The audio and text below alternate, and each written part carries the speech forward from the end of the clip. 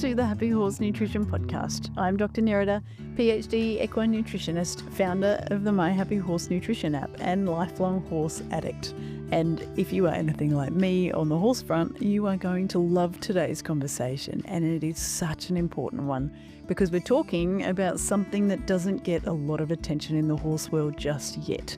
And that is a horse's mental and emotional health and the role nutrition and feeding systems play in shaping that. Joining me today is Joanna Lepiarczyk, founder of Horses Explained, equine behaviour specialist, classical riding coach, and author of Understanding Horse Depression. Joanna's work brings together behavioural science, classical principles, and a very thoughtful focus on emotional wellness, helping people see beyond behaviour to understand what their horse may actually be experiencing. In this conversation, we explore the idea that behaviour is communication and that what looks like a training issue can sometimes be your horse telling us they're stressed, uncomfortable, overwhelmed, or simply not coping. We talk about why forage, freedom and friends are not luxuries but fundamental needs, why a quiet, compliant horse is not always a happy horse, and how depression in horses is far more serious than most people realise. We also dig into the practical side, how things like constant access to something to chew, forage variety, movement, predictability and choice can profoundly affect a horse's ability to regulate, cope and feel well in daily life. It is a fascinating and thoughtful conversation, and I think it will make many of us look at our horses and the way we feed and manage them a little differently. Joanna Lepiarczyk, welcome to the Happy Horse Nutrition Podcast. And she just gave me a thumbs up because I said your name right. Yes, I did. Thank you so much. It is truly lovely to have you. I've been so excited about this conversation ever since I found one of your posts on Instagram, and Catherine said it in a podcast that we recorded last week, so that she felt like turning cartwheels, and I felt the same way when I saw this post of yours talking about the importance of forage and how much it helps a horse's mental health. I'm like, oh my goodness, someone else really gets this and is out there putting the word out. So thank you for that, because your work is amazing and I'm excited to bring it to people today. So I guess where I'd really love to start is for people meeting you for the first time, and for myself as well. Can you tell us a little about your backstory? Like, what was it that drew you towards the mental and emotional lives of horses? Thank you so much for having me here. That's the first thing I want to say. I'm so glad and so grateful that you're doing this podcast and we can talk about really important things that matters for not just the horse people, but for horses themselves. And this is what I try to do right now through my social media website and later on through my book. So when it will be published. So thank you for noticing me and having me here. I grew up in a small family barn when there was very social horse environment. It was in the 80s and 90s. And all of our friends and family were connected with the horses somehow. Both of my parents are coaches. So this is life that I didn't choose, but it was brought upon me. I didn't have much choice there, but it was like wonderful way to being raised. So what I really learned is to be around the horses, how to live with them, because they were not animals, they were our partners. There was something that we always talked about every time somebody came. The conversation were about horses. We didn't treat them as a training animals or a management barn, but as a style and a way of living. So that is my upbringing. And later on, I continued this path. I started working at the different barns as a coach. Just as a barn person, we know that being in the barn means you're doing everything no matter what your position is. So it was like breeding barns, sport barns, smaller family barns, and the bigger 100 horses performance barns. And slowly but surely, life took me to Canada, to Vancouver, where I'm currently living. Because you grew up in Poland, right? So all of this was happening in Poland, yeah. And then all of this was happening in Poland, yes. Yeah. And then I just wanted to add that in there because it's not going to be obvious. So, and it might be an Of course. important detail. Of course, yes. I grew up in Poland. I spent 8 years of my life in Poland, and later on, I moved to Canada, and I continued on my path with horses, with the small breaks because horses are very demanding, and not always rewarding in a ways that society wants us to be rewarding. So I did have few attempts to quit the horse life and start normal, casual 9 to 5, responsible adult way of being, but it never sticked. As much I tried to have a horses in the background of my life and treat them as a hobby, as a passion, as something that I love, but it's not my lifestyle. It never, like, my life never allowed it to me to happen. My heart was always going back to the horses. And as soon as I was back in the barn, I couldn't just be there for like an hour a day. That is impossible. And I think it's because how I grew up too, because I grew up in the barn, in the house that had a barn literally 5 steps from the entrance door. So I was waking up, looking through the window, and there was like heads of our horses greeting us. They were waking up with us, going to sleep with us. It was a pattern, a lifestyle that I lived through most of my life. So changing that and having a horses only for designated time through the day in between work, home, chores was something that I really mentally and physically had a hard way to cope with that. So, and therefore, I jumped into that pool yet again, full on, and I think this time for good because you cannot fight it. At some point, you have to raise your hands, wave the white flag, and say, I'm just doing it right and doing it full on, no matter what maybe my logical brain and society thinks about it. Oh, well, I'm very glad that you have been pushed in that direction by the universe, because I think the work that you do is so incredibly important.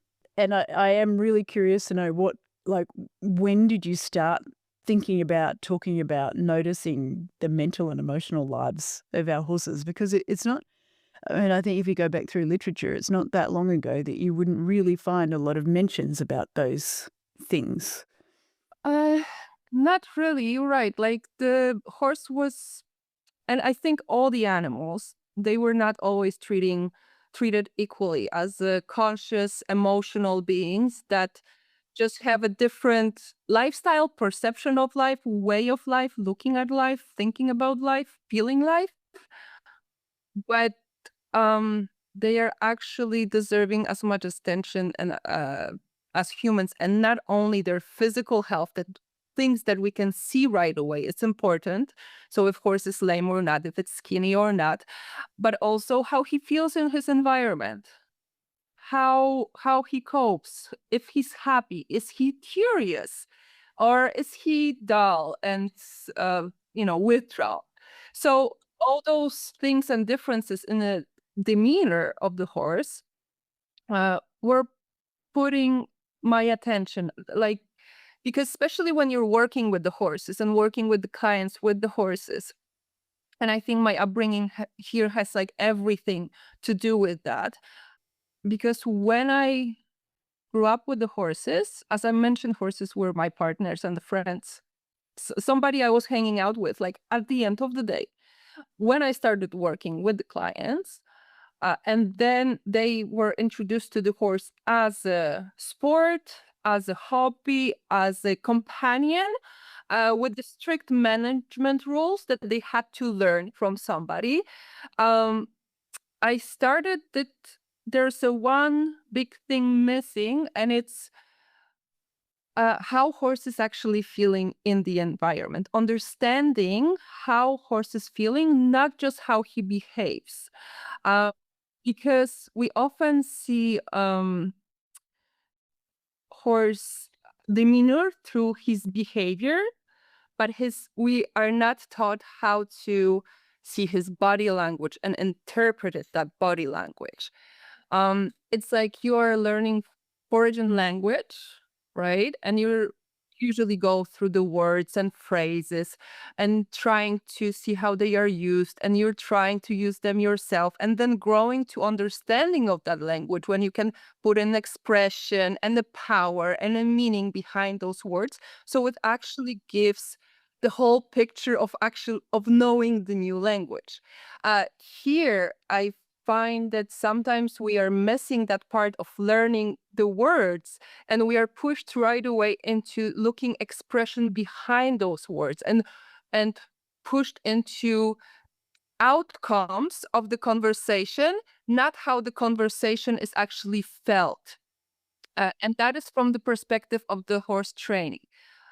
Other things that other thing that I want to mention is when I started traveling and working in the different barns and working in the different environments, different management styles, managing stallions and the dams with the babies and the sport horses and then private horses as well. What I noticed that there's so many different ways of managing horse daily life that it's different from what I was taught when I was a kid and young person, which is fine because this is how we learn and this is how we are educating ourselves just by experience also, and knowing the new things and then incorporating them in the way that we are doing things. But the more I was doing that and more I was traveling and the more I was learning, that little spark of horse as a friend, as a partner, it was fading. And it was fading to the point where some of the encounters with the horses were like encounters with the bicycle. You get there, you groom, you feed, you ride, put back in the stall, repeat again the next day. And that human way of interacting with the horse, that what actually makes it fun and what makes it the best feeling on earth, was gone. And I started searching why it's gone. Where I was trying to find the words and find the thoughts and find the patterns, find the ways to express what I was feeling. And at that time, I wasn't even sure what it is. I knew that something is off. I didn't know what. I knew I was feeling it with my core, with my heart, with my soul, but I couldn't name it. So I start learning even more, start reading, looking for answers. And I think I'm on a path where those answers are clarifying for me. There's still a lot of little places that I'm trying to organize in my head. However, like the big picture, I think it's already there.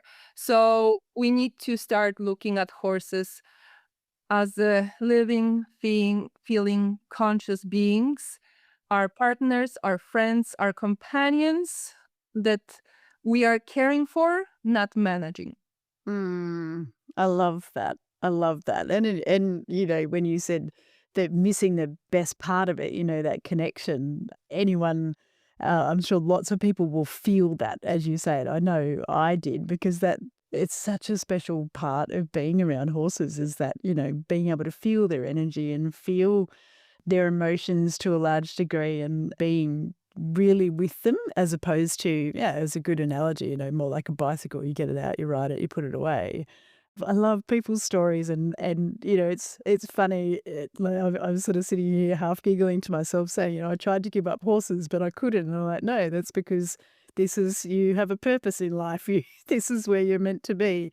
So you were not allowed to give up horses, and I'm very glad for that. So you've given us a little bit of insight into this, but on your About page on your website, which I'll put in the show notes for anyone who wants to go and follow up on Joanna's amazing work, but on your About page, you say, I help riders see beyond behaviour. And I love that. And I also don't want to assume I know what you mean. So could you please define what you mean by seeing beyond behavior? When I say I help riders see beyond behavior, I really mean that what we call behavior, it's actually communication. So behavior is the action, but body language is how it is expressed.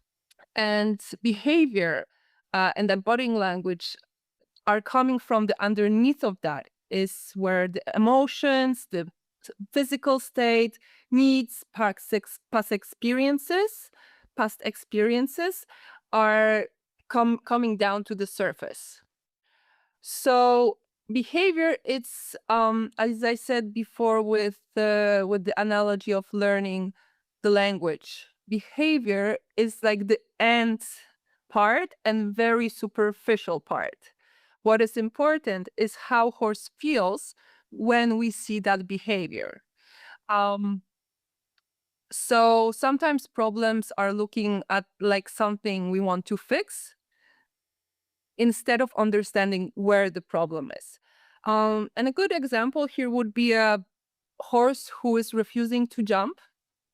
Two horses actually who are refusing to jump.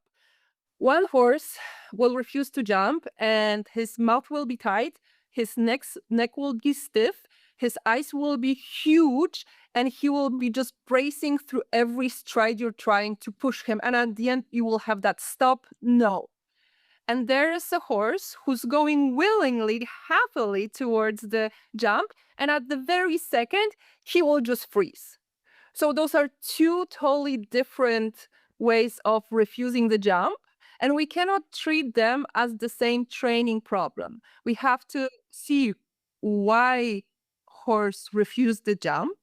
We have to learn what that neck, ear, or happiness, or the momentum of the refusal, we have to look at that. And then based on that, interpret it in a way that we can understand what horse was feeling, what he was thinking, what might have happened that this refusal happened.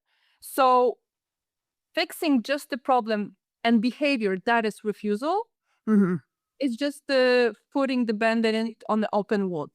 Yeah. We might push the horse through the jump, but will not fix the emotional or physical state that he's in why he's refusing. Yeah. Okay. So if we're seeing, I'm thinking of a grey eventer that I worked with many years ago that was a chronic bucker, like it just bucked a lot. And I ended up in the picture somehow, and I was like, oh, maybe this horse is tying up. And I can't remember exactly what led me to that conclusion. And I remember saying to this horse's owner, like, let's try this. Like, let's put it on a diet that will relieve the soreness in the muscles of tying up and see where it goes. And it stopped bucking. So this is what you're saying. Like we're seeing, correct me if I'm wrong, but we're seeing a behavior, but just trying to stamp out that behavior. So one of the things this lady had tried was getting a guy who could ride really, really well to just come and ride it while it was bucking to try and get it to stop bucking and learn not to buck. But is this what you're saying? Like, can't just stamp out the behavior. We have to understand where it's coming from.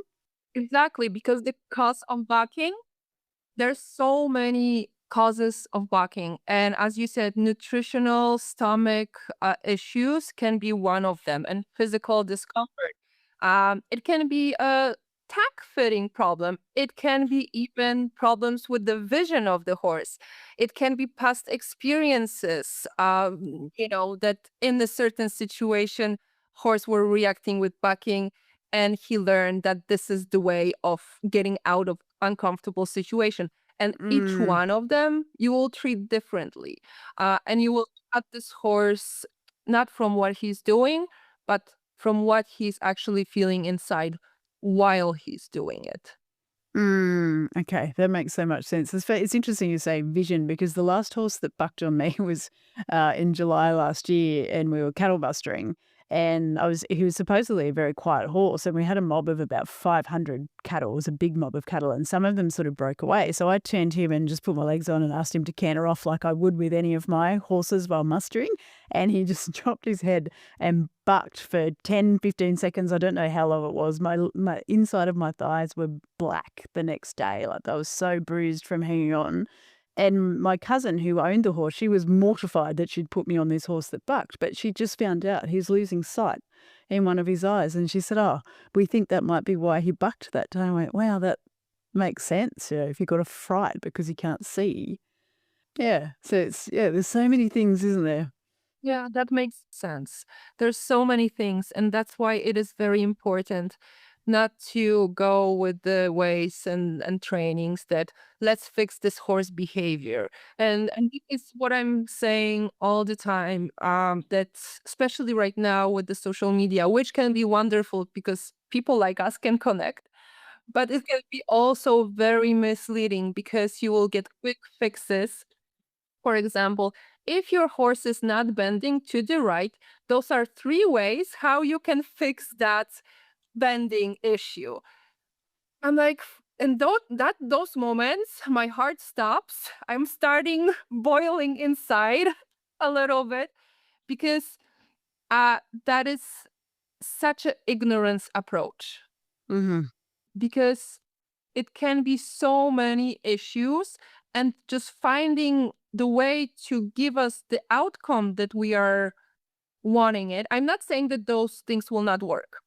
That's the other thing, because those magical 3 steps, they might work and you might get the horse to bend. But what the quality of that bend will be? Will big horse happy about that bend? Will it be supple? Or will he be stiff and very mechanical and bracing against the bit instead of like feeling lightness and happiness of like bending and performing for you? Those are totally two different feelings. And just showing a horse who is very stiff, very powerful, it's so picturesque, but so many horses are just tense to the edge of their adaptive coping mechanism. They just like so on the edge, and you can see it in their body. And unfortunately, this looks very pretty on the video. Mm-hmm. Because they're big and powerful, and yeah. Yeah, very powerful. I'm not saying all the power is wrong. I'm just saying that getting to that power should be pleasant for both of us, not just getting the power through quick steps or fixing problems that underneath it can be totally something else that we are just missing on. Yeah, and kind of covering it over by using training as opposed to getting to the core of the issue. Exactly. As we dive deeper into this conversation, we will be talking a lot about mental and emotional health states of horses. So can you just define for us what you mean by those terms, just in practical terms? So we've got your definition of mental and emotional health for horses. So in practical terms, it's about how horse experiences his daily life. Not what we intended, but what horse actually feels in his life, in his day-to-day reality, if his basic needs are met. And it's the most important thing in the world. So 3 Fs: forage, freedom, and friends. This is like bare minimum. It's not additional. It's not optional. It's not like something that you can be proud of giving your horse, because this is very, very basic. And that should be implemented in every barn, every place that have horses. And there's no whole healthy, mentally and physically healthy horse without those 3 basic things met. So this is very important to understand. Of course, there's more of them, like having like safety and having agency in the daily life. But without forage, freedom, and friends, there's nothing more. The horse will not be able to get anywhere mentally with us. We will be not able to be his friend. He will not want to be our friend. He will not want to engage because his basic needs are not met. And that is the most important thing in the world. And you think about how many situations we keep horses in where one or more, and sometimes all three of those things are taken away from them, and then they're miserable. But they're so stoic sometimes that you can't see that. And I think that's probably a big problem in this space for the horses, is that as humans, we're not that great at understanding or seeing these things unless you don't know until you know. Once you know, it's really obvious to you. But if you don't know, it's sometimes hard to see it. So I guess my next question would be, what do you think, and I'm sure there's lots of things, but what are the biggest things you think horse owners, myself included, would still miss when it comes to their horse's mental and emotional health? What we are missing. First of all, I think understanding the horse and being with the horse. That's the first thing I would pay attention to, not just spending that 1 hour of training with him and seeing the horse through the lens of the training, but seeing the horse through the lens of his life. Paying attention not just to his behavior, but to how he feels. If he's curious, that's very important. Horses are very curious animals. If that is missing, that means that something might be off. Very important thing is also not interpreting the horse who is too calm as a horse who is well behaved. And I think a lot of people are missing on it. And I think that some time ago, like probably 10 or 20 years ago, that movement of very compliant, quiet horse who's just waiting for a human to send the cue and he's reacting right away, came very vivid and became very popular. However, ways of getting horse to that state is not as nice as the outcome of the video. And usually people want that outcome. So, oh, my horse is so calm. He is like the angel. He doesn't do anything. He will not flinch his ear or his tail will be not swishing. He just sits there and waiting for me to train or to take him for a walk. But we have to see what is happening underneath that calm horse. Why he's calm? Because horse is not the horse is not supposed to be calm like that. Horse is supposed to have fun and supposed to be like naughty in our human language. They're supposed to be curious. They're supposed to look at things, engage with the environment, look at their friends, get distracted.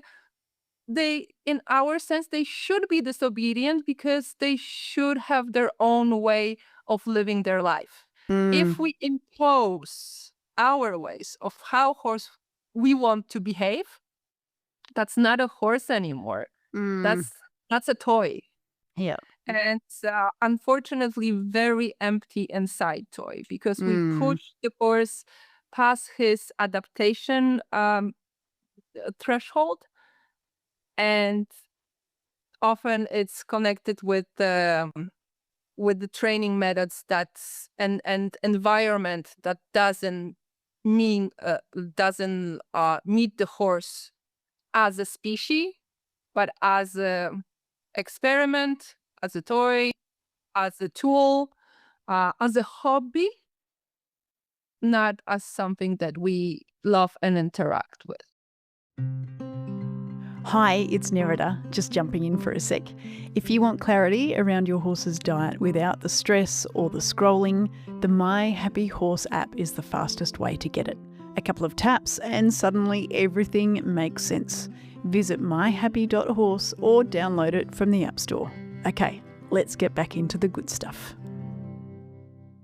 We see and hear the terminology shut down, like the horse is really shut down. Is that kind of what you're talking about? Is these horses that just go inside, like they're very calm and often very compliant, but also not, like they're very internal as opposed to wanting to express themselves externally? Yes, I call it like collapsing inward state, or there's a very good word for it, which is a withdrawn horse. And those are horses who were under the chronic stress, for so long that they just cannot, they don't know how to live in their world. So they go inside into their heads. They are closing each other for closing themselves for the environment, because the environment is so hard to bear, and it's unbearable. And with horses, unfortunately, it creeps out because it has to be a chronic state. Mm. You go there. It can happen quite quickly too, because I have a gorgeous little coloured paint mare here who's just beautiful. And when I have her and her sister, and I sent them both to the same person to start them under saddle. And her sister came home; she was amazing, she was happy and she was in good condition. But when Domino came home, she is, I'm not a horse trainer by any stretch of the imagination. I spend a lot of time with my horses though, so I kind of know them as a personality. And she was like cheeky and bright and vibrant, and like just really, she was just fun. You could see that she was fun as a youngster. And when she came home, I cried the day that I brought her home. I was like, she was just, her eyes were almost glazed over. Like you could see that she'd gone into this state of, I'll just do whatever you ask me to do because that's the easiest path.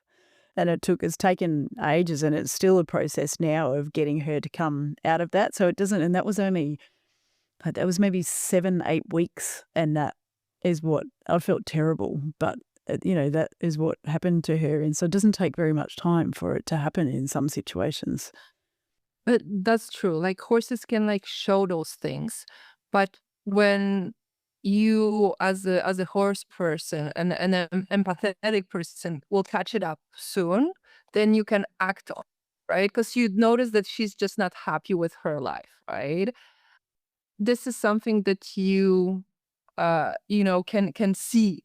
But what if you wouldn't notice that she's not happy with her life? This right? is true. Yeah. Because you kind of got it on like very early on. What if you wouldn't?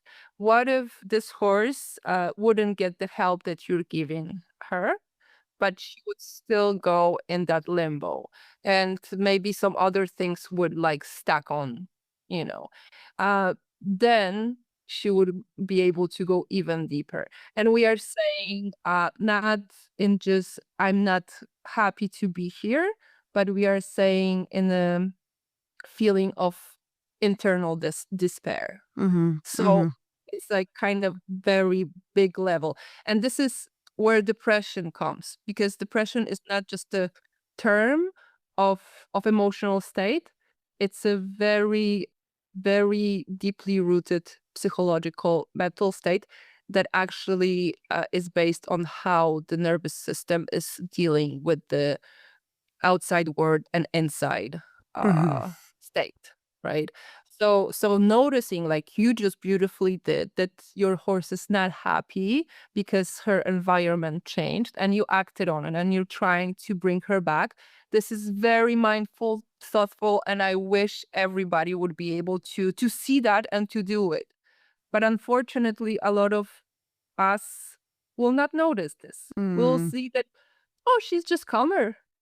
Look, she just came, and look how calmer she is. Yeah, that's true. That would be a very popular way of thinking of it. Not that she's sadder, but she just became calmer. Maybe she's getting older. Yeah, this is true.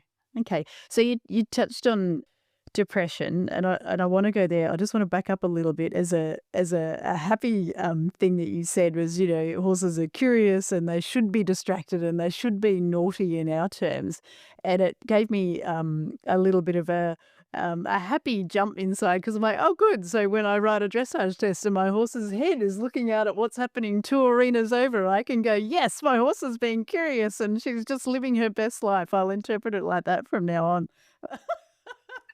You know what? Why not? Because this is what it is. Yeah. They should, because this is what happens in nature. They put the head up and they are looking what happens behind those bushes. You cannot compress them for those like 3 minutes not to do that, right? So of course we can like build their confidence and build the trust and have tools to make this horse more comfortable with us and comfortable in his environment, so he doesn't have to scan all the time. But if he does, that's normal. That's very natural and healthy behavior. Yeah, yeah, and it's all perspective, isn't it? So we think that and I'm not a dressage rider by any means, but we think that the perfect dressage test looks like this, and then if the horse does anything outside of that, then that's interpreted as not the right behavior. But when we look at it through the lens of no, actually that's just your horse's normal behavior, and it's actually a sign that that horse is really healthy because he's curious, then it will hopefully shift how we start to interpret these behaviors. Yeah, because dressage and sport as it is just one way of being with the horses. There's a very smart way that it comes, I believe, from Nuno Oliveira, way of looking at the horse riding.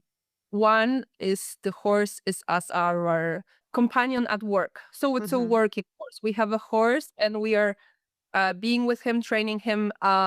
So there's a task to do. We can do it together. And there is a sport. So we are working with the horse to perform in a way that will gives us the biggest score. That art of riding, it doesn't show itself in the palatable, physical, rewarding manner. So it doesn't show as a score on or as a first place. It doesn't show up as a work done. It shows up as a feeling in the moment when you're riding with the horse. And this is the most beautiful, beautiful thing you can feel when you're in sync with the horse and when you both are in tune with yourself. When you are riding not by aids or not by straightness, but by your breath and by your intention. And no matter what discipline you are at, it's very achievable with the horse, but it's very long and hard way to do it. And I think it's way harder than getting a, perfect 10 on the dressage score, because it doesn't show up as things that you can do to get there. It doesn't show up as a diagram. It doesn't show up as a task. It doesn't show up as how his leg have to go high, or where his where his bend will be, or where his haunches will be, or how the transition is, if the transition is fluent or not. Because it can be really not fluent transition, but will still feel so amazing, so in tune, that you don't want any more 10 out of 10 score fluent transitions in your life anymore. Because you will get the feeling of what it means when horse is truly aligned and truly happy to work with you. Yeah. No, it just wants me to go out. It makes me want to just go out and hang out with my horses now, hearing you speak. I'm just like, I need to go to the garden. So, Like, where's my horse? you are writing about horse depression, and honestly, when I read the title of your book, it nearly made me cry. Just the understanding that there is, I don't think I had ever seen anyone else use the term horse depression. So your book is Understanding Horse Depression, and I think it's very close to being released. Yes, it will be released this year, most likely in November. This is the totally new way of field that I'm learning. It's a publishing schedules that I had no clue or idea how it works, but for the last 2 years, I'm learning this. Well done, and congratulations for writing a book and having it on a publishing schedule. So I do really look forward to, well, I don't know that I can say I look forward to reading it, because I think it will make me sad, but I do look forward to reading it from the perspective of understanding, and we'll have to come back and do another podcast when I have read it and we can have more of a discussion about it. But I'd like to just touch on it now and just get you've sort of defined it already, but if you could define depression for us in horses, and then also give us some of the early either behavioral signs or emotional warning signs that a horse may be living with depression? So when I talk about depression in the horses, I'm not just talking about one behavior like we talked before, but about the state that horse is living in. Uh, and it's a gradual reduction in engagement, less curiosity, less response, less motivation. Um, the horse doesn't become calm, he becomes flat. Uh, and it develops over time. When the horse is under long-term stress or his living conditions that he cannot really cope with or influence, he may go to that collapsing inward state, uh, and later on to depression. So depression is actually in the very medical terms of its word, not in the term of emotional dullness or melancholy or my horse is just sad. It's connected with the horse's nervous system, with his hormones, with his body and mind. And it's something that horse cannot just like snap out of, or he doesn't choose to go to the depression. I had to learn a lot about nervous system hormones and how stress is influencing our body physically to be able to write this book and to be able to talk about it because it's very, very complicated subject that the outcome of is depression.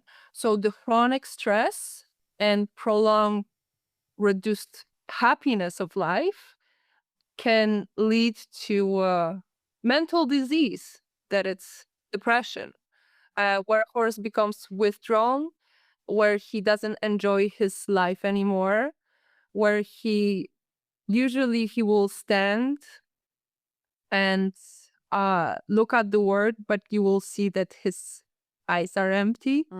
There's nothing there, no curiosity, no engagement. Unfortunately, that is happening a lot with the school horses, with the horses that are meant to do their job without speaking up. And if they're on top of that, what we talked about beginning, basic needs are not met, things can stack up. And horse simply cannot handle his world anymore. His nervous system collapse and goes to depression. That it's not easy to treat, even if it's noticed. Mm-hmm. So I found the standing interesting because horses stand around and snooze, and I know my horses do. You know, they all come together in their little herd, and they'll all just stand around and have a sleep under the shady tree when it's hot. But nearly always have I think always will have one of their hind legs rested when they're resting. But the depressed horses, I think I must have read on your website or saw on one of your social media posts, will stand with all 4 feet planted. They don't tend to rest that Yes. hind leg. Is that accurate? Yes. Yes, that's very true. They will stand usually with all 4 legs on the ground. When you will see the horse who is dozing, snoozing, have a little nap, his neck will be curved a little bit, and his muzzle will be going towards his chest gently. While the horse who is empty and in a depression state, his neck will be straight, even with his withers, and his ganache, his throat lash, will be stretched a little bit forward, like he wants to catch target or something that it's not there. He will he can like blink slower. His ears will be not moving as much. If you will see a fly landing on his skin, he will not necessarily start twitching to carry it off, to get the fly. So he will have that dullness in him, on top of that postural ways of standing and ways that you can like look at him. This is awesome because it's explaining to people what these horses look like, which I think is great because everyone will then go, oh, is my horse's nose in or out when it's Yeah, sleeping, things like and that. if the horse is looking at something, then the neck will be up. He will stand on the 4 legs, but his neck will be up. eyes will be bright, ears will be forward or like fletching. Mm-hmm. If he will be sleeping, the neck will be curved, nose little bit towards the chest, and withdrawn position. The neck is straight with the withers to his ears, and stretching that face little bit forward. Mm. So, and then are they less responsive to their environment as well? Like where a curious horse, like something will happen and they go, "Oh, what was that?" A depressed horse will do that less. Like they'll pay less attention to their environment. Yes, way less or not at all. He will just stop paying attention. If you will open the door to the stall, he will not greet you or look at you. If there will be some unfamiliar sound, he will not turn his head towards that sound. Mm. So again, it looks very much so like a horse who is very calm for somebody who doesn't know the difference. Mm-hmm. Mm-hmm. So, comparing a very calm horse to a depressed horse, what would be the most obvious signs that a horse is depressed versus a horse is calm? Well, except of those on the standing position, I think the most important thing is to start with to know our horse. Because if we know our horse, we know how he behaves when he's calm. Mm-hmm. So even if he's calm, he will have a soft eye. He will maybe look through our pockets to look for a treat. He will calmly but still look around and engage with his environment. He will just not do it in a very expressive, unpredictable way. So all those behaviors will be there. They will be just more tuned out, not flat. Mm. Mm. And then where Yeah, does flatness is never good. no, and where do behaviors like weaving fit in? Because I was in a stable and my reaction to the stable was get me out of here. Like I couldn't. There was nothing I could really do. And these horses it was a cold climate, and these horses were kept in stalls, individual stalls, all day. They had no turnout. They had plenty of forage, which was good, but they had no freedom and no friends. So there was other horses in the barn, but a lot of the horses were weaving in that barn. So where does this fit in this picture? So that is the way of coping mechanism. Mm-hmm.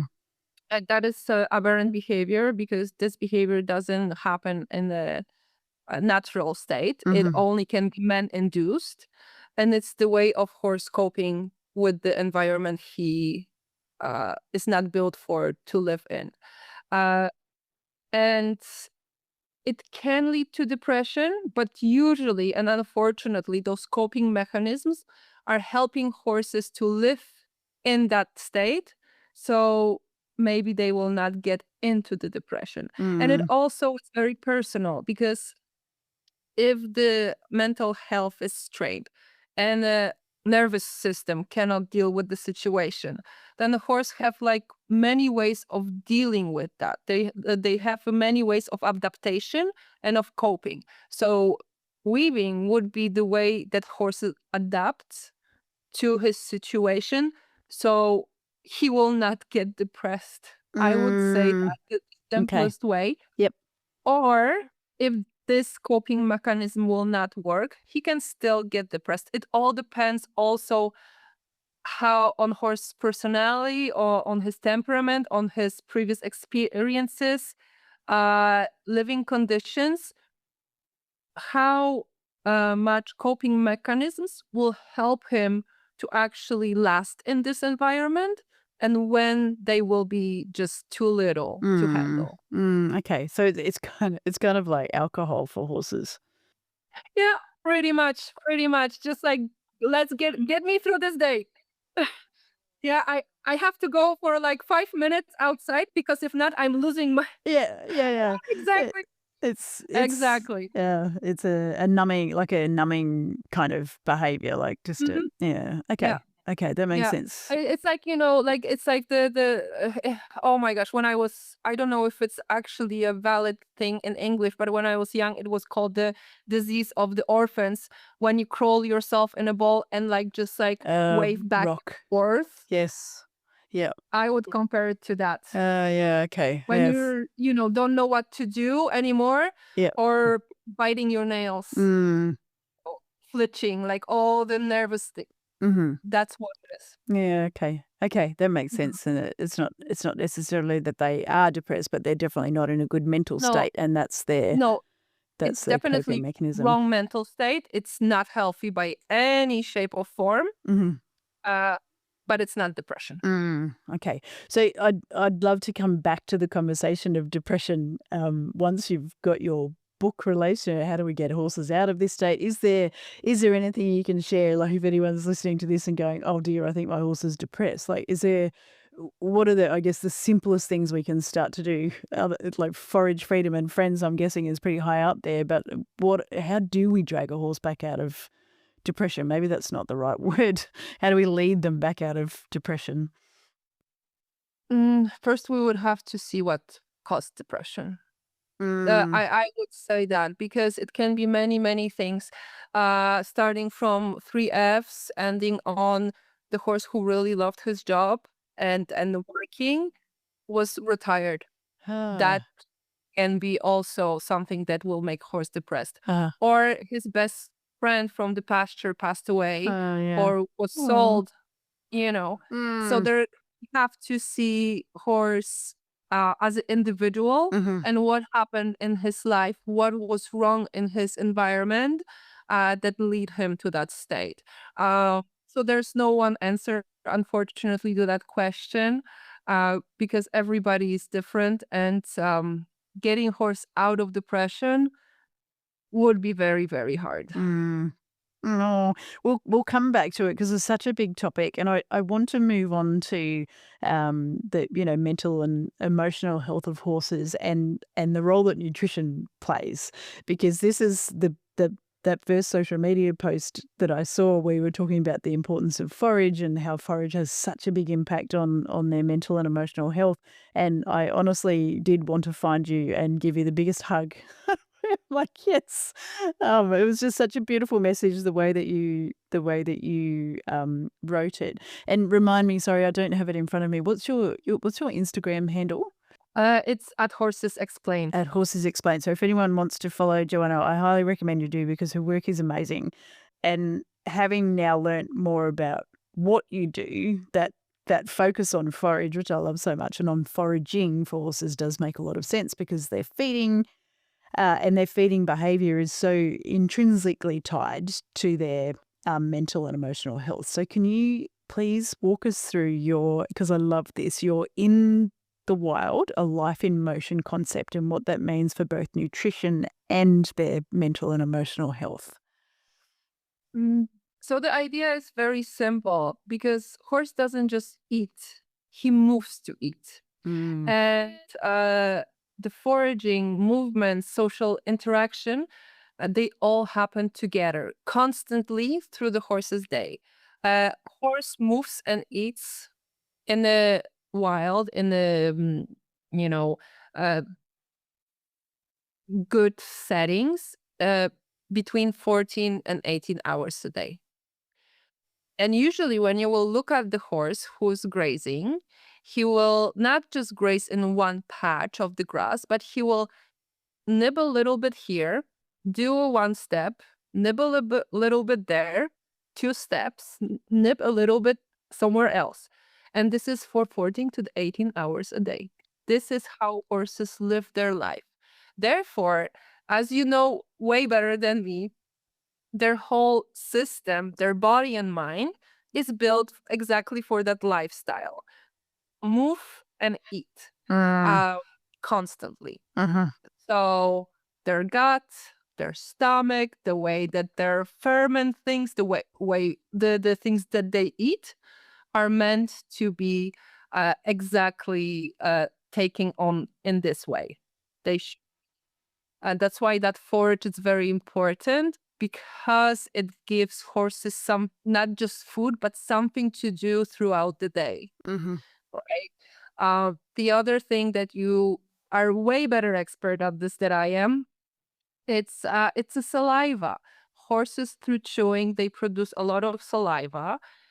which buffers their stomach and helps them to feel good and prevents colic or gastric ulcers and other issues. Mm, So the constant chewing motion, it affects their whole body. And that chewing also affects their teeth health. So what happens that horses, when they are chewing, they are grinding the forage. Therefore they're grinding their teeth. If the forage is limited and there's a less chewing, there's a more dental issues and more mm, stomach. mm-hmm, mm-hmm. They are just so wired to chew, aren't they? Like I mean, that's what they evolved doing. That was their survival mechanism with chew. And I think as humans, and I know I do this with all sorts of animals, but we fall into this trap of thinking that our animals are like us. And we eat as humans. And, you know, for me, I love food and it's a very pleasurable part of my life. I love to cook and I love to eat amazing food. And my kids play this game where they try to find things that I won't eat, and there's not many of those. There's very, very few, but it's also not what, I mean, it's an important part of our life, but it's not what sustains us mentally and emotionally. Chewing, you know, we can have rushed days or rushed weeks and you're just kind of eating because we know we have to survive, but we don't need it as such to keep ourselves mentally and emotionally healthy. But horses do, because this was their life. It's kind of like, I guess, humans are, I mean, we're problem solving, meaning making creatures. And that's kind of what sustains us in a happy life. And if our ability to problem solve or make meaning was taken away, we'd get pretty miserable straight away, even though I know a lot of people would be going, I could do with a few less problems, which but, you know, it's that satisfaction of solving all the different, challenges in our life. We get a lot of meaning out of that. Oh, for a horse, that's chewing. Exactly. You said it so right, so beautifully. That's exactly what it is. Moving and chewing through the day. Mm, It is how horses are regulating. It's their whole behavior and their happiness and their health is based on that. To mm, be able to fulfill that need of constant chewing and moving along through the mm. day. So the horse without forage, and I know there's so many people that are well and truly on board this wagon, but, you know, a horse having forage 24 hours a day, 7 days a week is so critical. It's tied up to their mental and emotional health and also their physical health. So if they don't have forage for extended periods of time, it's like this perfect storm of everything going wrong for them. They're not mentally engaged, they're not emotionally content, and they've got a stomach that is producing pH 1 acid that is literally eating through the wall of their stomach and creating massive physical pain. So all of a sudden you've got a horse that is unhappy because it's not chewing and it's in huge physical pain, and then we expect them to behave when we go to ride them. Exactly. And that's like such a big problem because we think, oh, I fed the horse a few hours ago and he should be fine. Oh, he already got fed. But we don't see that for those few hours, the slowly feeling of hunger was creeping out to the point when he's actually frustrated with this feeling. His belly starts to hurt. He is bored so much. And then we want him to perform. And this is the problem, especially like with the easy keepers, uh, because we are looking for human like problem solving ways with the easy keepers. So if I'm too obese, I will just eat less. I will eat twice a day, a little salad, less calorie, of course, but I will just fast for most of the day until I'm done, and then I will eat little just to ease my pain. Unfortunately, with horses, that doesn't work because that acid in the stomach is there all the time. It's not like with the human stomach that it just shows up and grows when we eat, but it's there constantly.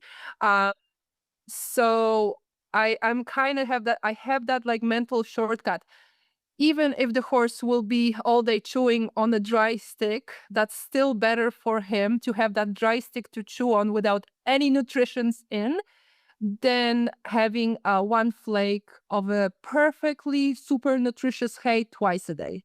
Yeah, yeah, and I couldn't agree more. And it's I mean, we're becoming as an industry much more aware of this, but it is so important to have something in front of them to chew all the time. And this is where straw, I talk about feeding straw a lot because it Oh my lets gosh. them chew on something. It's like us eating lettuce. I love you Um, for that so much because straw, for me, it's a foundation of, let's call it management system, even in yeah, every barn. uh, Other bedding systems like dry pallets or ship, it's all good and dandy. Like it does its thing. But straw is the most underrated and most beautiful, most needed thing in the whole earth for the horse. It's the best thing that we can give a horse if we are not able to give him all the time access to hay or to the pack. hey, yeah, yeah, because they can chew on it. I'll never forget, and I do a lot of work in Japan with racehorses, and there was this. She was only a youngster, she was 2 or 3 years old, filly, and beautifully bred. And the barn said to me, the Japanese are very observant and they're brilliant managers, and they said to me, this horse just doesn't seem to want to race. That she just doesn't seem to be interested in racing. And I went, that's interesting. And I was trying to figure out what was going on with her. And then they said at one point, she becomes overweight very easily. And I went, oh, and I said, does she eat her bedding? And because they bed on, everything's bedded on straw. And I said, and they said, yeah, she does, but she's getting overweight. So we would put a muzzle on her overnight so she couldn't eat the bedding. I'm like, bingo, there's your That problem. happens. So, she would have had gastric ulcers. I can't remember now whether we scoped her, but I said, you can't muzzle this horse. Like, you're making her go for 6-8 hours overnight with nothing to eat, and then they're interpreting this the behaviour, isn't it? They're interpreting the behaviour of being disinterested in racing, not wanting to run, as she doesn't want to run. She's not interested in being a racehorse, when in actual fact she's more than likely got a stomach that the top part is eaten out Yeah, with the she's acid afraid. that she was producing. And this So ties it's up to so beautifully to what we said at the beginning, that we cannot look only at the outcome of behavior or the behavior that we want to see in a horse. We have to ask the question, why this why. behavior is happening? Like, why is the Mm. most important and the best thing that we can do for our horse? It's quite unusual in my part of the world, and I know in lots of parts of the world too. It's unusual to keep horses in barns, in stables. But my horses have access to straw when they need a low energy forage source, and I just put it out for them. So if you're listening and going, well, I don't have my horse in a stable, and therefore straw's not really a strategy, you just feed them straw. You just have it out. So that they can eat it. And something that has come to my mind as I've spoken to Joanna is the thought around, I think a lot about them chewing because that's the gastrointestinal function. I think less about them. I mean, I watch my horses do it all the time, but I think less about the importance of moving while chewing, which it makes, I love watching them. They graze in that arc, like they'll do an arc and then they'll take a step or 2 steps and they'll do another arc. But if we are feeding a horse or straw would be a really good one to do it with, or like a grassy hay that is not going to just fall apart if you put it out on the ground. You could actually, depending on where the horse is, if it's in a yard or in a small pasture and you're feeding it hay, like to actually spread the hay out so that we're adding the movement Yes, that's a great way to as do well it. as the chewing. Yeah, great way to do it. Just spread out as much as you can, put different hays in the different parts of the pasture. Mm. And if you don't have a pasture, if that horse is living in a stall, because unfortunately this is the reality for most of us. And even though we would love our horses to have a perfect life and perfect condition, unfortunately it's not always the reality that we can have. So even in that stall or a small next to stall paddock, put the hay nets in the different corners of the stall. Uh-huh. So the horse will chew on one hay net, move around, do the circle, chew on the second hay net, then go for a water. Let's try to increase of that movement as much as we can with the chewing, and because it helps everything from the digestive system to the circulation to the mental stimulation. So movement and constant chewing.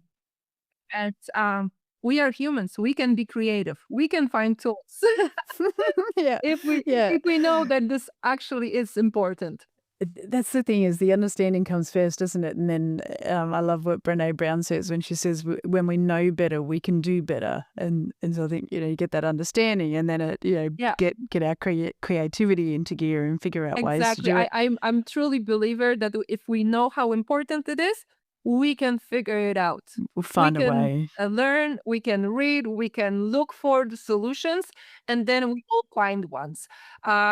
And just standing in front of the picture that we have, oh, my horse is living in the stall, and kind of like, oh, well, there's nothing I can do, is the worst we can do, because there are always tools, always ways, slow feeders, toys, different placement, different types of forages, going on the discovery walks with the horse so he can like sniff and nib and like Yeah. half an hour a day, and just take your horse like it would be your dog on a leash, Dog.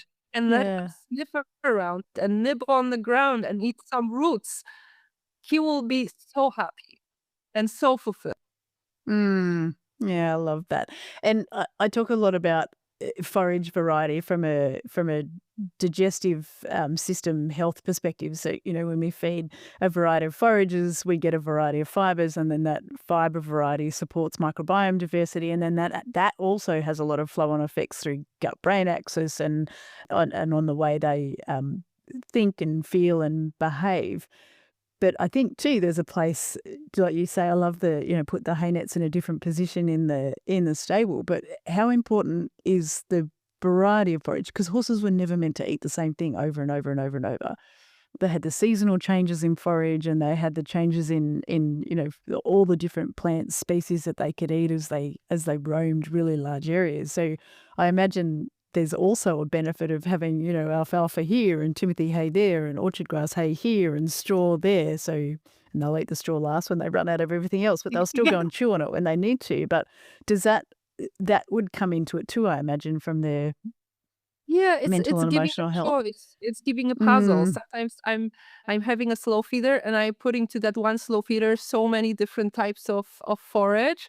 So she have to actually go through those things and nib and like trying to pick the little things that she likes. And I think that's very important for mental stimulation.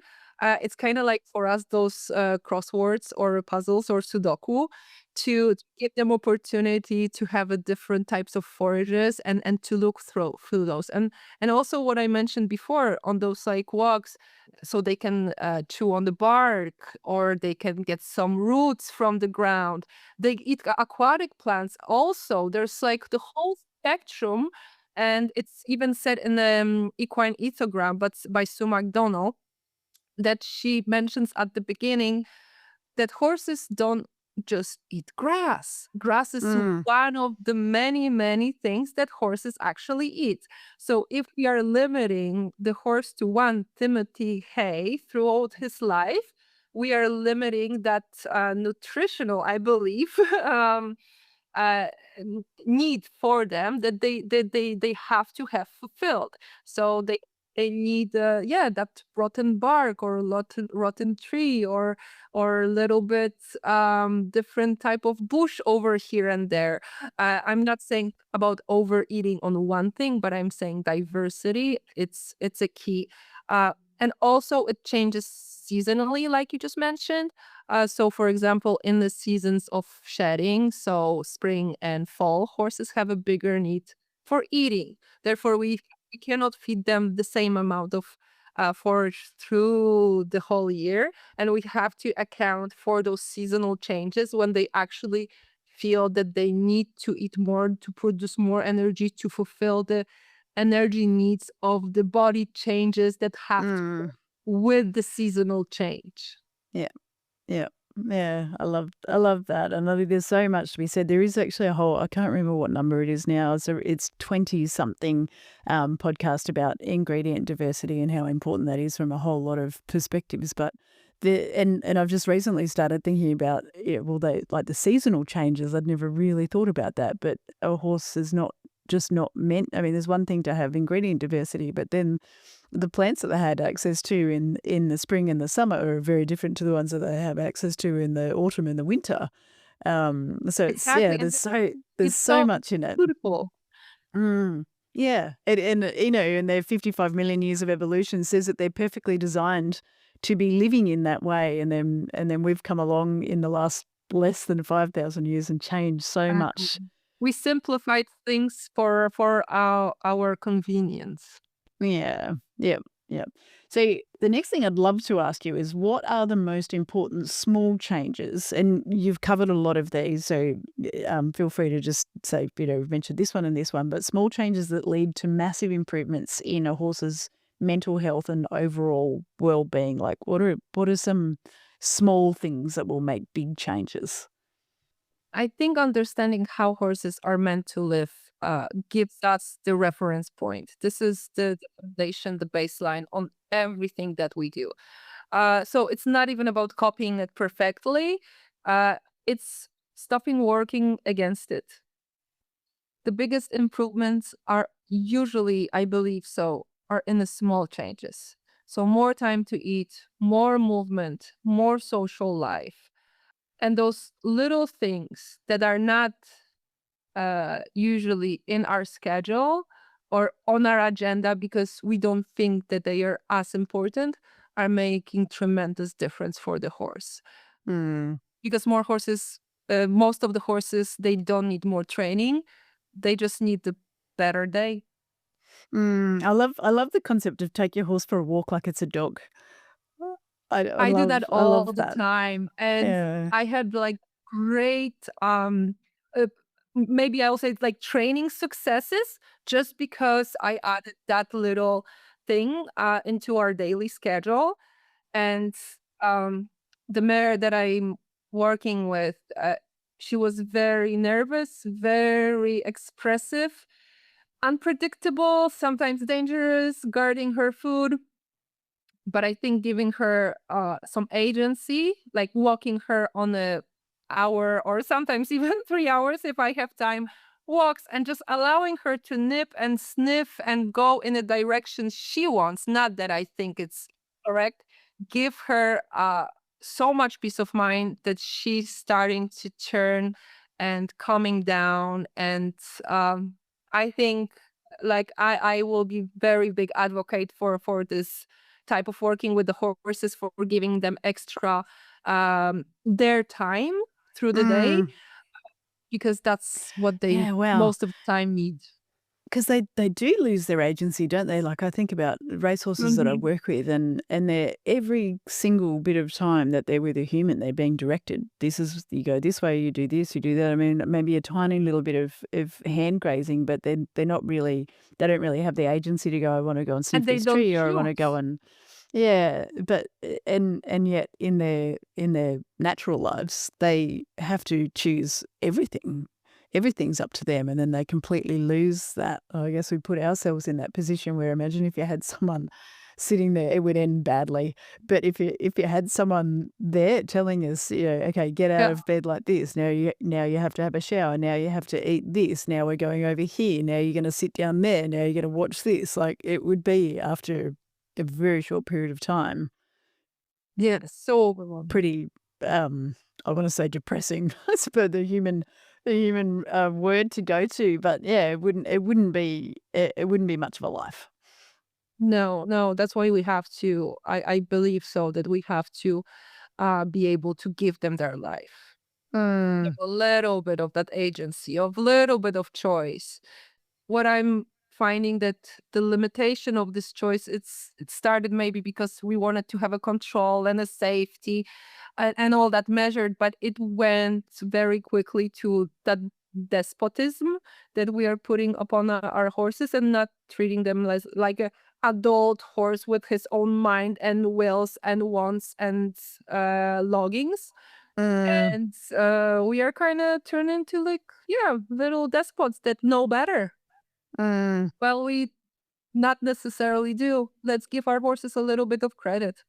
I love this. I love how you explain this and how you really see things from the horse's perspective. You know, you've gotten into their minds, into their bodies, and can explain in a way that makes sense about how they're feeling and how we need to treat them so that they can live their best lives. Thank you so. So, oh, and thank you. Like, honestly, I really do want to hug you. I wish you were in Canada. I know, I know. It's just like 16 hours in the Mm. plane. So I've got one last question before Of we course. we get on to our clear round quick questions. Um, where do we? And I'm asking this as much for myself Mm. as everyone else. Where do we start as horse owners in assessing our horse's mental and emotional well-being? Because your website mentions a horse personality profile. Is that a good place to start? And if it is, where can we find that? Mm. So I would say that first step, it's observation.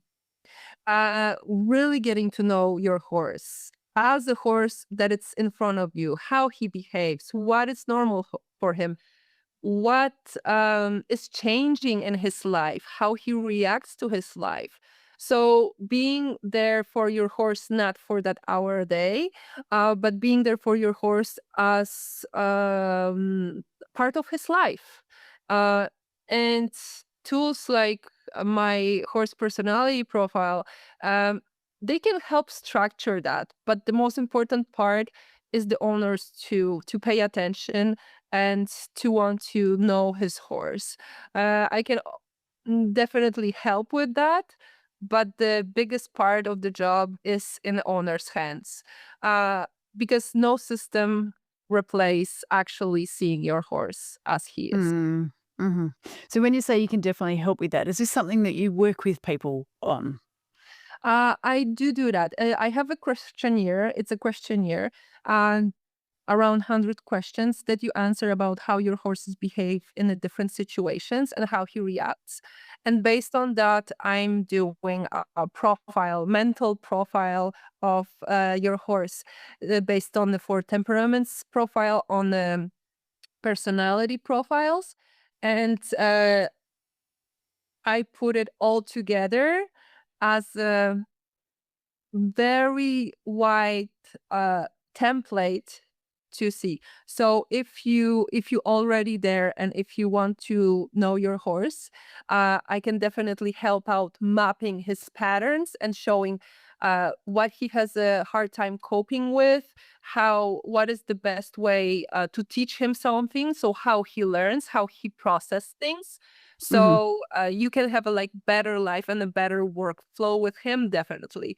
Yeah, Um, it will not amazing. fix the problem, but it will show you what your horse needs from you from his individual personality perspective. Yeah, and it's the first step, the knowledge, the understanding, or the awareness of Yes, what's going on for the horse. Yeah, I would definitely let's put the link to you in the show notes. So if let's do people that. do want to get in contact and work with you, they can find you. Okay, this has been amazing, but I'm conscious of the time. So would you be willing to take part in our clear round quick questions with no refusals?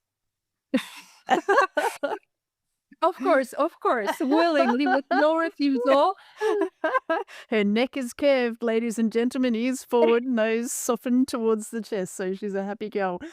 Yes, I'm putting myself comfortable, stretching, moving my arms, and I'm ready uh, Looking for this round. curious. And yeah, what is your all-time favorite horse movie or book? So, horse movie or book. That will be a book by Anthony Palman about horse jumping. It's a very old book from early, uh, early like 1980 something. It's a publishing date. To be honest, I don't recall exactly, but it's older book. But and the title refers to how to train horse jumper. However, Anthony Pauman is giving everything in this book: how to work with young horses, how to what exercises riders should do to be a better rider, how to keep your horse, what horse eats, what type of shoes horses can have. And he shows development of the horse, comparing dressage and jumping, and how different forces work from the biomechanical way before even biomechanic of the horse was a fashionable topic. And he goes through different ways of developing horse as a sportsman, but very, very from the horse's perspective, and look for. So even it's an older book and not so known, I always have it on me, because all that stack of the books that I do have on my desk always is not always enough, and I have to go to Anthony Pauman and double check and cross-reference what he was saying about the issue, because he was saying about all of them in a very, very simple and accessible way. Oh, wow. That's amazing. I need to find that book. And in fact, I might find it and then put the link to it in the show notes Yes, as well. Because I think a lot encourage, of people will even hear that and go, oh, I need that book too. even if it's older, but it has so many wonderful information in it. It sounds great. Okay, next question. What is one myth about horse welfare and or mental health you wish would disappear forever? That a quiet and obedient horse, it's a happy horse, or a well-trained horse. That's yeah. That is that I have to be strong on that one. Yeah, and it's so, I love that you speak out about that one as well, because there'll be a lot of people who don't agree with you. But I've just done 4 days of Tony Robbins with my 12-year-old son, and over again, the message is, if you're not upsetting some people, then you're not, basically not speaking up enough. So and I know, I imagine most people who are listening to this, and especially still listening now, thank you if you still are, they'll be agreeing with you wholeheartedly. So it's the horses need us to speak for them, because they can't speak for themselves. Exactly. What is one thing horses have taught you about emotions, relationships, or life in general? That you cannot fake the presence. That they respond to what is actually there, not to what you pretend or you want it to be. So you have to be very authentic with your presence and your emotions and your energy, because you cannot fake it around the horses. And they are just living in the present, aren't they? Like, wow, that's so, I'd not thought about it in that much detail. Oh, wow. And then that also goes on. Makes us authentic. They will not react to the fakeness. Yeah. They will not respond to the way that we want to be, or to the way that we want to act. They will respond to what is actually inside of us. What's there. And I guess the other piece of that too is what we see in our horses is also the present, because they can't project forward and go, maybe life will be better, or look back and go, my life was so amazing, so I should be happy now. It's what we see with them is what is. One of my students asked me, what is it about the horses that draws us towards them? What is that special thing in the horse that we are all here miserable in the rain and the mud, tired, without money, or like, healthy body, but we are still there. And what I came up with at that moment is that horses are feeling with us. They are not next to us. They are living the life with us.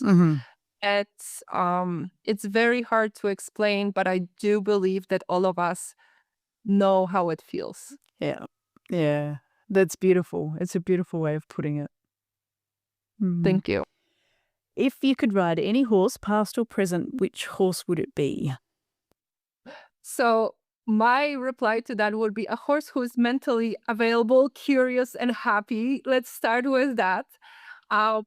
But if I would have to put my finger on a specific horse, that would be probably Tortillas, but only if I would be Nuno Oliveira. Uh, So I would like to put that in a switch that I'm like Nuno Oliveira, or actually maybe even Edward Gall, who was riding Tortillas, with the Nuno Oliveira feeling, because I don't think I would be able to handle this horse as I am right now.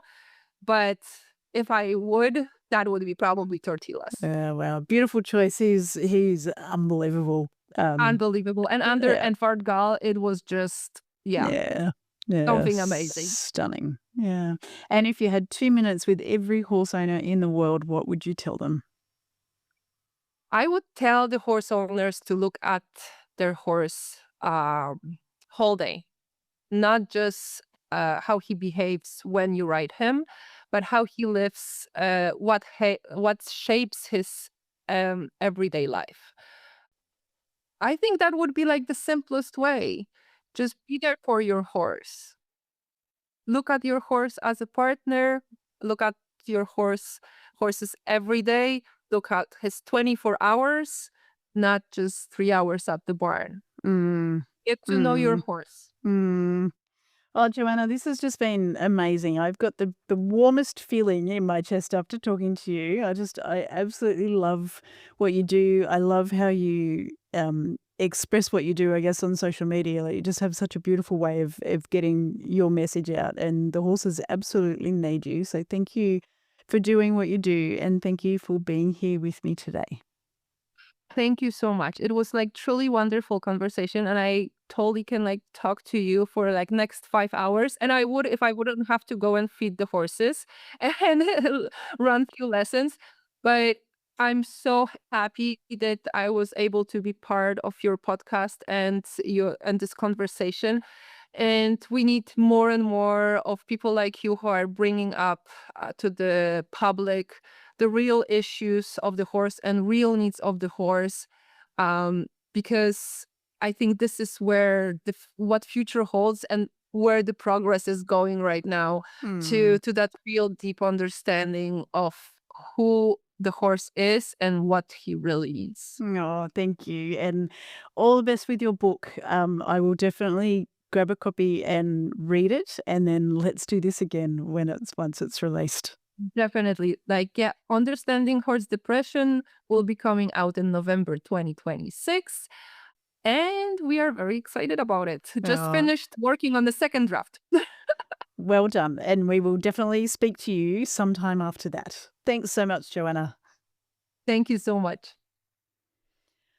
Hey, I wanted to keep that conversation going, as I know that thinking about and treating our horses in this way is so important. And the neat thing is, it is also incredibly rewarding. I think what Joanna brought us back to so beautifully in this conversation is that a happy horse life is not complicated, but it does ask us to respect who horses truly are. Horses need forage, freedom, and friends. They need movement woven throughout the day, something to chew on all of the time, social connection, and some sense of choice and agency in how they live. And when those things are missing, we can see the effects not just physically, but mentally and emotionally too. So perhaps the real invitation from this episode is to look at your horse's whole life and ask, am I giving my horse the conditions that allow him or her to feel safe, engaged, curious, and happy? Thanks again to you, Joanna, for all that you do for our horses, and big thanks to you for listening. Please share this episode, as Joanna's message is so important. If you'd like to know more about the My Happy Horse virtual equine nutritionist, you can head on over to myhappy.horse. And also, while you're there, check out the Dr. Nerida AI, which is me in AI format. And that version of me is happy to answer your questions about horse nutrition 24/7.